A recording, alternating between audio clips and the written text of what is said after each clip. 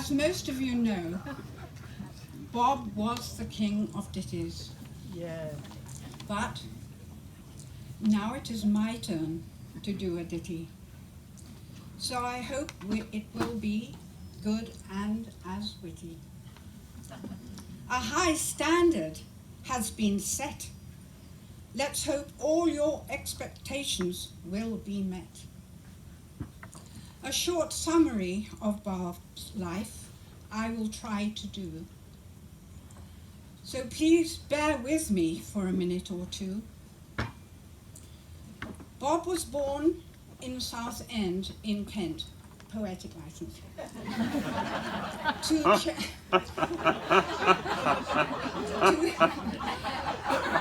To Cheltenham College he was sent. Then he did a short stint on a farmie, followed by 2 years in the army. At JSMP, is that right? Yes. He had a long and successful career, despite El Fayed trying to interfere. He might well have been a bit deaf and somewhat bald, but in his youth, he cut quite a dash, so I was told. He ironed his own shirts and swore a lot, but when it came to bridge, he completely lost the plot. In sport, squash was undoubtedly his favourite game. At windsurfing in Jamaica, after several attempts to take off, the lack of wind was to blame. At water skiing, an underpowered boat tried to lift him in vain. Alas, he did the splits and ended up in terrible pain. What a shame. Another racket sport in which he excelled was tennis. His ball toss, his lobs were a real menace. At golf, well, he had a perfect swing. But when his ball eventually reached the green, putting was his thing. He has had all of us in stitches when he told a joke, but the best moment of the day for him was at 6 o'clock. He had a whiskey and a smoke. To all of his offsprings, a wonderful dad he has been. Generous, supportive, someone on whom they could always lean. 90 is a hell of an age to be. To get there, it took happiness, good health, and me!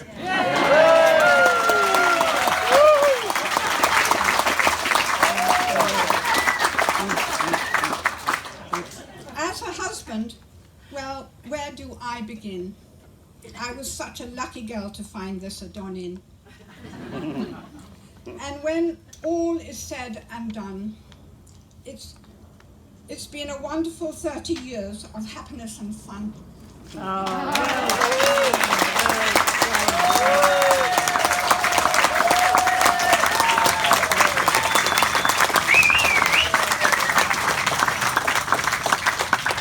now I know there's several people who would like to say something, and I hope you all, if you want to, just come up here and say a few words or raise a glass to Bob. He would love that. But now I'm getting Jackie, his sister, to say a few words. Okay. Well done, Wendy. Come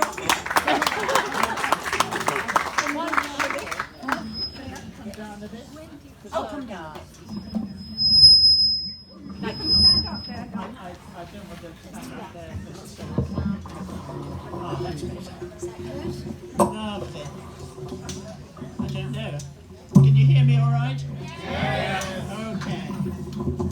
Well, I'm very lucky to have been born as Bob's sister. I was 4.5. He was 4.5 when I was born, and my sister was actually born 4.5 years later. So he was 9 when she was born. So I must admit, when we were little, we didn't really know each other very well. As Wendy said, he was born in Southend-on-Sea. On my passport, it says I was born in Westcliff-on-Sea. I'm not sure if it was in the same house or whether we'd moved in between that time. And at the outbreak of World War II, Dad was working in London for Willows Francis, a pharmaceutical company. They were making anaesthetics, and therefore Dad didn't have to be called up into the army, which was very fortunate. However, he did need to move the factory from London because it was far too dangerous to be working there. And so he was challenged with the job of finding somewhere to relocate. And we ended up down in Cheltenham, and that's why Bob ended up at Cheltenham College. And that was great, and we were there when Brenda was born, and she was born whilst the bombs were dropping, and she was actually born on the kitchen table. Wow. And shortly after that, we moved out to Tewkesbury, which was a lovely spot for us kids to grow up. And we spent the war there. Bob was a weekly boarder, and I remember going to a school play, and it was Robin Hood, and he had to die. He had to lie on the ground and say, "Lay me a green sod at my head and another at my feet." And I thought this was tragic, because, you know, I was only about 5, and I was actually terrified, and I had nightmares for ages after that. And one of the next recollections I have was when we were, I don't know what I was being, he was probably about 10, so I would have been about 5. And he said, "Let's go for a walk." So we walked out from the house in Tewkesbury, walking along the road, and he said, "Can I tell you a rude word?" Oh, I said, "Yes." And yes, I was all ears. And the word was sod. I didn't know what it meant, but at least I knew a new word. So it's extraordinary that should be one of my earliest memories. Anyhow, I then went off to boarding school in Northwood in Middlesex when the war was over. I was only 10 at the time, because we thought we were going to move that way, but we didn't, and he relocated the factory to Ashted in Surrey. So that's where we went, and Bob, meanwhile, was a boarder at Cheltenham College, and he got his school cert. I think he wanted to be a lawyer, but unfortunately he failed his Latin, and so he had to retake it. And I'm afraid he failed it. So that was the end of his career in law. And instead he went off and he worked for a while on a pig farm in Gloucestershire, which he actually loved it. He did have a girlfriend at that time, of whom he was very fond, but unfortunately he forgot to keep in touch. So he got the push. Anyhow, one of my other early recollections was we used to love going on family holidays, and on one occasion he'd stayed home, and he had obviously had a party in the house. We were living in Ashton by then, and when we got back from the holiday, we went in and had our supper around the dining room table, and it got dark, and so Mum said, "Let's put the light on." So we did that, and it was still very dark, and so she looked up, and the lampshade was bowl-shaped, and it was full of tomato soup.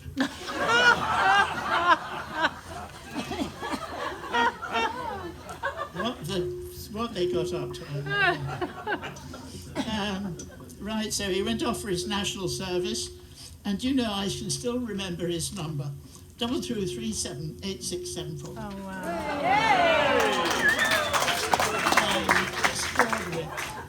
I think he was in the Royal Army Service Corps, and he looked very dishy in his uniform. Yeah. And I remember he came to visit me at school, and all the girls were drooling over him. But I noticed that even the house mistress was sort of smiling very enthusiastically. It's really sweet. And we joined the local tennis and squash club. We played lots of that. And one thing I remember his telling me that how he and Dad used to have a wonderful giggle in the bathroom at night, telling each other dirty stories. It obviously runs in the family. He did get a lovely bright blue Railton, which he looked very dashing in as he went round the neighbourhood with that. Everybody, you know, with the hood down, looking absolutely wonderful. Anyhow, he tried working for his dad for a while, but that was disastrous. So he went off to Kenya, I think it was, as Stephen will remember, and he spent a year or two out there with selling Helen Curtis hair products, amongst other things. I think he was trying to sort the company out a bit. And then, of course, he did various other things, selling encyclopedias and, you know, all the sort of things that chaps do. And but there was a short period when Bob stayed with us in Oxshott years later when we were married, and he was between marriages at the time, and I remember one particularly drunken evening when it was New Year's Eve and we went to visit some friends, and most people had to cry off because the weather was so awful, but we were close enough that we could go. And we had this hilarious evening when the chaps got ridiculously drunk, and they were chasing each other around the snow in the garden with water pistols and diving through the hatch to get back in, you know. And he was a total liability. After that, he then drove home. It was only about 4 miles, and luckily there was nothing else on the road. So we did manage to get home in one piece, but he skidded past the entrance to our house in Oxford and had to reverse back, and I was absolutely terrified. But he made it. Luck of the devil. Anyhow, as you know, he married Janet and he married Fanny, and but we came together again big time in about 1976 when we were all on our own. Dad had died, and so Mum was alone. I was on my own with the kids, and Bob was on his own. And he said, why don't we find a house that we could all share together? It was entirely Bob's idea. And so he said, see if you can find somewhere. So I enrolled with the estate agents, and before long, details dropped on the mat of this lovely, well, it was a bit run down, but it was an 8-bedroomed house. And we thought that would be big enough with a good-sized garden that we could do something with. So Mum and I went to look at it, and we thought it had great potential. It had been used as a care home, and so I phoned Bob up and I said, it's a good place. He said, well, you better get it then. I said, what do you mean? He said, well, if you think it's going to be suitable, get it. So I said, well, what do you want me to offer? He said, well, give them what they asked for. He said, because it's obviously in a prime position, and, you know, and you know, we can always back out if we need to, but go for it before anyone else gets it. And so that's precisely what we did. And it was wonderful. We spent years doing it up and altering it so that we all had our own parts of the house. And we could all live independently but together. And Bob was very much the guiding force in all this. And we had the happiest years there. And in fact, we didn't even sell the house until 2003, after Mum died. It was such a happy time. And we all have such happy memories of that time. And I know that everybody here who had part in that will feel the same as I do. Almost everywhere I look, I can see people who have benefited from the time that we spent there. So that was just wonderful. So, moving on, I shall never forget the day when I received a phone call. I was living in Alderney at the time, in the Channel Islands, and it was Bob on the phone, and he didn't often phone me, but he did on this occasion. He said, I just wanted to tell you that I've just got engaged to Wendy. And he hadn't known her all that long, and I thought, you know, it's a bit rash. However, I did remind him immediately of the conversation that we'd had some years before, and when he said, if I ever say to you that I'm getting married again, you must have me put down. Because I must have gone mad. Which he promptly repeated to Wendy. So there we are. He obviously got it right this time.